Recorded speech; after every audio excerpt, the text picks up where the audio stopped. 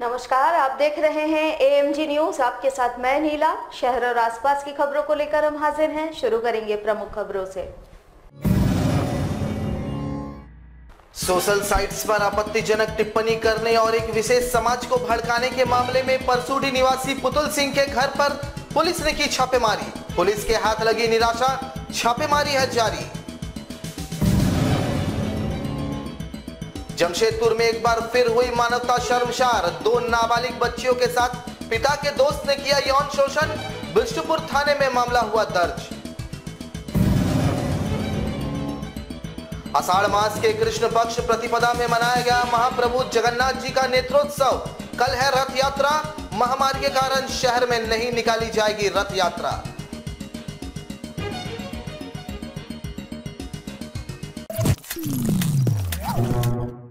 अब खबरें विस्तार से।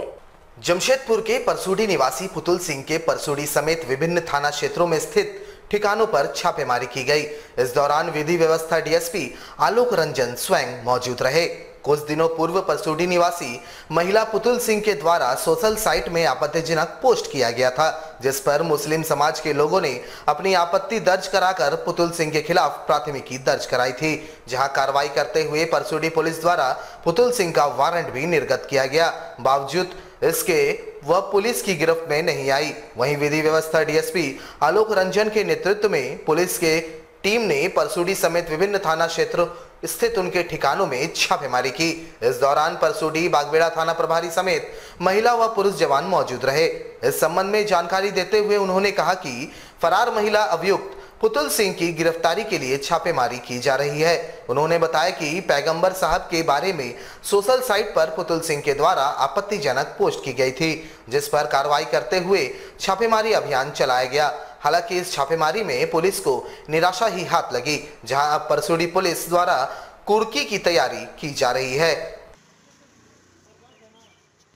विवादित पोस्ट शेयर किया गया था। एक पुतुल सिंह करके एक महिला है, उनके द्वारा तो पैगंबर साहब के मतलब उनके बारे में विवादित पोस्ट किया गया था। तो उस केस में उनको नामजद बनाया गया था। इश्तिहार आदि का हम लोगों ने वारंट निकाल के इश्तिहार आदि का हम लोगों ने तामीला कर दिया। उसके बावजूद भी फरार चल रही हैं। तो अभी हम लोग उनके जहाँ जहाँ उनका घर है और जहाँ पे उनके संभावना हो सकता है उन जगहों पर जाकर अभी हम छापामारी कर रहे हैं हम लोग। ये तकरीबन अभी 20-25 दिन हो गया है। अभी तो वो चीज़ तो नहीं बताया जा सकता है, पर हम लोग को जहाँ पे भी है संदेह वहाँ हम लोग जाकर के अभी छापामारी कर रहे हैं। एक बार फिर मानवता को शर्मसार करने वाली घटना प्रकाश में आई है, जहां जुगसलाई निवासी 2 नाबालिग बच्चियों के साथ उनके पिता के दोस्त ने ही यौन शोषण जैसे जघन्य अपराध को अंजाम दिया। जानकारी मिलते ही बाल कल्याण समिति ने इस मामले में तत्परता दिखाते हुए बिष्टुपुर थाना में पॉस्को एक्ट के तहत मामला दर्ज कराकर बच्चियों का मेडिकल करवाया। मिली जानकारी के अनुसार दोनों बहनें बड़बीर के रहने वाली है, जो वर्तमान समय में जमशेदपुर के जुगसलाई में अपनी मौसी के घर रह रही थी। एजुकेशन को लेकर बच्चियों के पिता के दोस्त राजू शर्मा द्वारा इन्हें अपने साथ कई बार शहर से बाहर लेकर जाया गया और इनके साथ यौन शोषण किया गया। 14 जून को आरोपी द्वारा बच्चियों को जमशेदपुर आने के बाद बिष्टुपुर स्थित राजस्थान भवन में पुनः इनके साथ यौन शोषण करने की कोशिश की गई। इस संबंध में जानकारी मिलते ही चाइल्ड हेल्पलाइन द्वारा तत्परता दिखाते हुए जुगसलाई थाने से संपर्क कर बच्चियों को रेस्क्यू किया गया और उनकी काउंसलिंग की गई, जहां काउंसलिंग के दौरान पता चला कि बच्चों ने घटना के संबंध में डर से अपने घर वालों को नहीं बताया। जहां बाल कल्याण समिति के प्रयास से बिष्टुपुर थाना में पॉस्को एक्ट का मामला दर्ज कराकर सदर अस्पताल में बच्चियों का मेडिकल करवाया गया।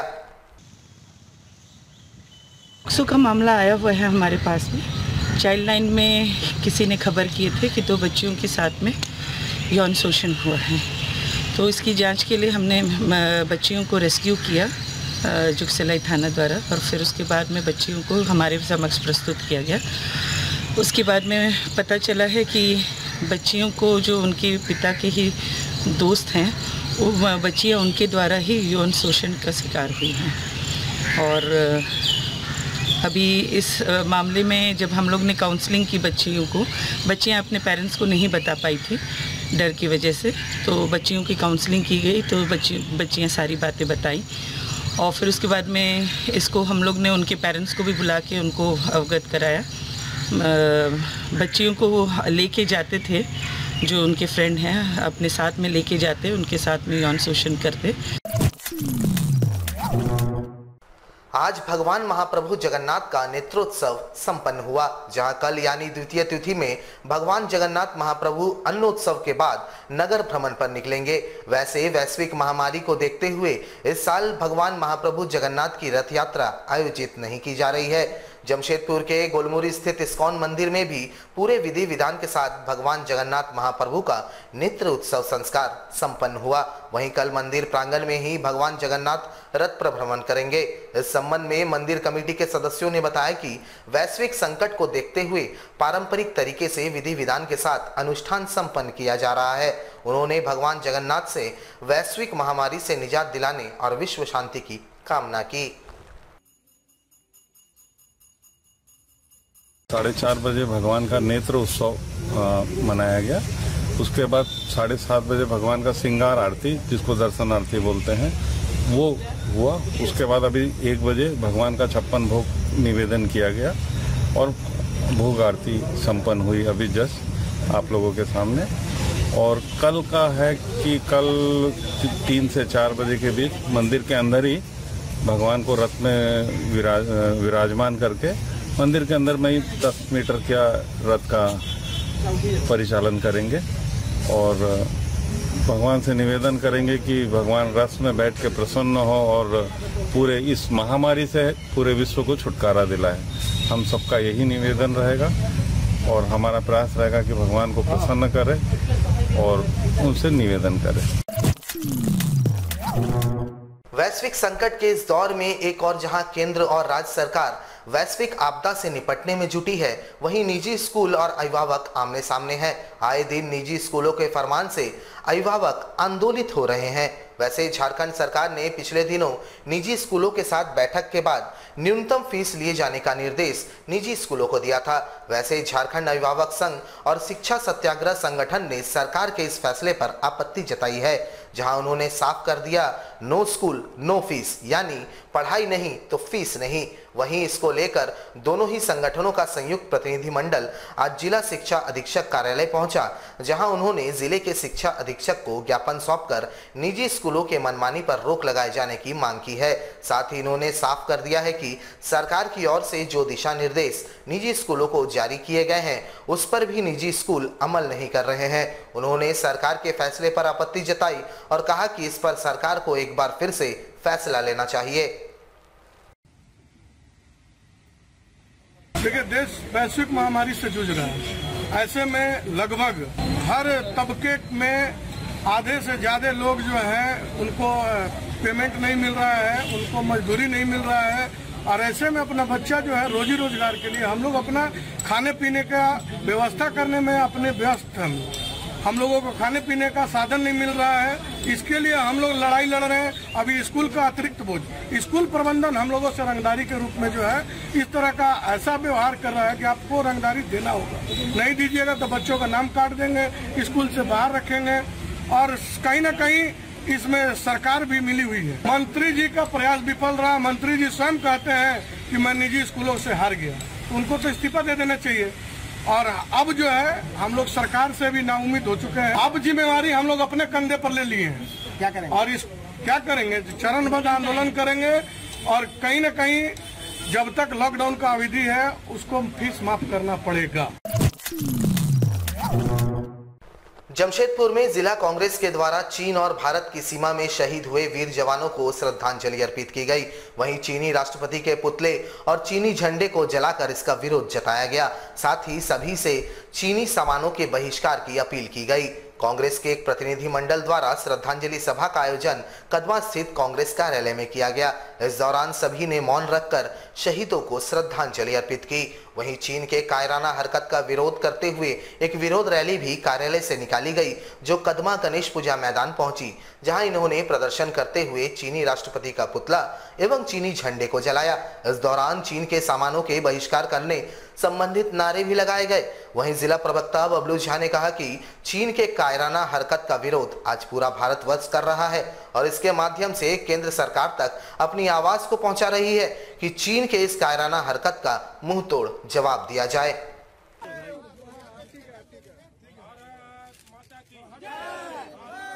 आपने देखा होगा कि भारत की जनता हर चौक हर चौराहे पे चीन की राष्ट्रपति का पुतला जला के यह विरोध दर्ज कर रही है अपने सरकार को, अपने जो हमारी सरकार जो सोई हुई है उसको जगाने का काम कर रहा है कि चीन से किसी तरह का रिश्ता उसे तोड़ दिया जाए। और उस भारत की जो अपनी सेना है सबसे मजबूत सेना, और हमें पूर्ण विश्वास है, पूरे देश की जनता को भरोसा है अपने सेना के ऊपर में। हमारी जो भारत सरकार है उनको ये छोटा सा पूरे देश भर में हर चौक चौराहे पे उनका पुतला जलाया जा रहा है चाइना के राष्ट्रपति का।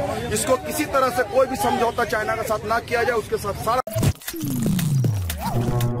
पूरे राज्य में आजसू पार्टी ने अपने 34वें स्थापना दिवस को संकल्प दिवस के रूप में मनाया। जमशेदपुर में भी इस दौरान झंडोत्तोलन किया गया। वहीं देश के वीर शहीदों को याद करते हुए उन्हें श्रद्धांजलि भी अर्पित की गई। कदमा स्थित आजसू कार्यालय में इस दौरान पार्टी के जिला अध्यक्ष के नेतृत्व में झंडोत्तोलन किया गया, जिसके पश्चात सभी ने मौन धारण कर देश के वीर जवानों को याद किया। वहीं उनके चित्र पर पुष्प अर्पित कर उन्हें श्रद्धांजलि दी गई। मौके पर पार्टी के जिला अध्यक्ष ने कहा कि इस स्थापना दिवस को सादगी के साथ पूरे राज्य में पार्टी के द्वारा संकल्प दिवस के रूप में मनाया जा रहा है। साथ ही देश के वीर जवानों को श्रद्धांजलि भी दी जा रही है। आजसू पार्टी के 34वें स्थापना दिवस पार्टी ने ये तय किया है कि इस वर्ष हम लोग सादगीपूर्ण तरीके से स्थापना दिवस मनाएंगे। इस स्थापना दिवस को पार्टी ने संकल्प दिवस के रूप में मनाने का निर्णय लिया है। साथ ही साथ जो झारखंड के आंदोलन में हमारे आंदोलनकारी शहीद हुए थे, और साथ ही साथ आज भारत के वीर सपूत जो 20 जवान चीन के सैनिकों के धोखे का शिकार हुए हैं, उनको हम लोग आज श्रद्धांजलि देते हुए आज स्थापना दिवस मनाने का निर्णय लिए हैं। चीन के खिलाफ देश भर में आक्रोश जारी है, जहां देश भर में लोग चीनी कार्रवाई के खिलाफ प्रधानमंत्री से बदला लेने की मांग कर रहे हैं।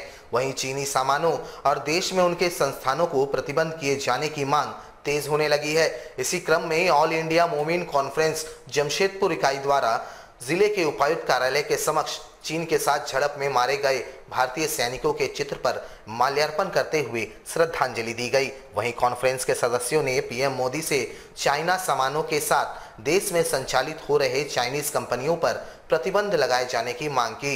इस दौरान उन्होंने चीनी राष्ट्रपति शी जिनपिंग मुर्दाबाद के नारे भी लगाए। वहीं कॉन्फ्रेंस के सदस्यों ने चालबाज चीन के खिलाफ लोगों से एकजुट होने की अपील की। साथ ही प्रधानमंत्री को भरोसा दिलाया कि उनके द्वारा लिए गए हर फैसले के साथ वे कंधे से कंधा मिलाकर खड़े रहेंगे। ये लद्दाख में जो हमारे देश के वीर जवानों के साथ जो घटना घटा, हमारे देश के जवान जो शहीद हुए, जो वो जवान जो अपनी जान हथेली पे लेकर सरहदों पर सर पर कफन बांधकर हमारे देश की रक्षा कर रहे थे, उनको छलपूर्वक चीन के सैनिकों ने जिस तरह से मारने का काम किया, शहीद किया, आज हम लोग पूरा मोमिन कॉन्फ्रेंस, मोमिन समाज इसकी घोर निंदा करता है। और आज हम लोग इन शहीदों को, तमाम समाज के लोग, हम लोग यहाँ पर फूल माला दे करके इनको श्रद्धांजलि दे रहे हैं। प्रधानमंत्री जी, ये जो धोखे से हमारे देश के वो शहीद लोगों, जवानों को जो शहीद किया गया, उसका बदला ये देश चाहता है। जमशेदपुर के जुगसलाई विधानसभा सीट से विधायक मंगल कालिंदी जिला मुख्यालय पहुंचे, जहां उन्होंने जिले के उपायुक्त से मुलाकात कर दक्षिण भारत के अलग अलग शहरों में अपने विधानसभा क्षेत्र के सरजमदा इलाके की कामगार महिलाओं को वापस लाए जाने की मांग की। वहीं उपायुक्त से मुलाकात कर लौटे विधायक मंगल कालिंदी आश्वस्त नजर आए। उन्होंने बताया कि जिले के उपायुक्त ने उनकी बातों को गंभीरता से लिया और उन्हें भरोसा दिलाया है कि दक्षिण भारत में उनके विधानसभा की फंसी कामगार महिलाओं को सकुशल वापस लाया जाएगा। विधायक मंगल कालिंदी ने बताया कि उनसे उनके विधानसभा क्षेत्र की महिलाओं ने संपर्क कर अपना दर्द साझा किया था, जिसके बाद उपायुक्त से मिलने वे जिला मुख्यालय पहुंचे। आप देखें नहीं, आप सरगमदा क्षेत्र के आदिवासी महिला जो 2 साल से तमिलनाडु में काम कर रही थी, तो अभी लॉकडाउन में भी वो लोग अपना यहाँ आने खोज रहे थे अपने में, तो उन लोगों को वहाँ से टॉर्चर किया जा रहा है, लाने नहीं दिया जा रहा है। ये बहुत चिंता का विषय है। हम लोगों को मालूम चला तो हम लोग ऐसे भी हमारे माननीय मुख्यमंत्री हेमंत सोरेन जी ट्रेन से भी ला रहे हैं, प्लेन से भी ला रहे हैं, लेकिन ये जानकारी हम लोगों को मिला है तो हम लोग डीसी को आकर इसका जानकारी दिए हैं और निश्चित रूप से डीसी बोले कि हम उसको मंगाने का काम करेंगे और जो भी मजदूर जो बाहर में थे उन लोगों को माननीय मुख्यमंत्री द्वारा जो सहयोग राशि देने की बात थी, उसी राशि से हम लोग उसको वहाँ से तमिलनाडु से लाने का काम करेंगे। वो भी किसी की बहन और बेटी है, सुरक्षित घर आ जाए, यही हम लोग मांग को लेकर डीसी को इस बात को रखें और डीसी आश्वासन दिए कि जल्द से जल्द उसको हम लोग यहाँ मंगा के उनके परिवार के को सौंप दें।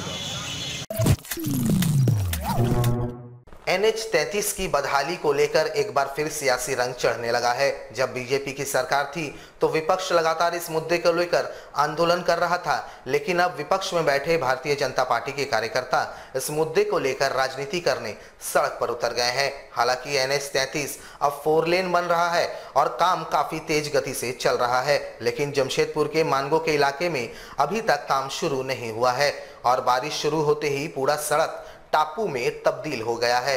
खैर, इतना तो जरूर है कि 5 साल में जब भाजपा सड़क नहीं बना सकी तो हेमंत सरकार के 1 साल भी अभी पूरे नहीं हुए हैं, लेकिन इतना जरूर है कि सड़क की बदहाली को लेकर नेताओं की नेतागिरी चमकाने का मौका अब मिल रहा है।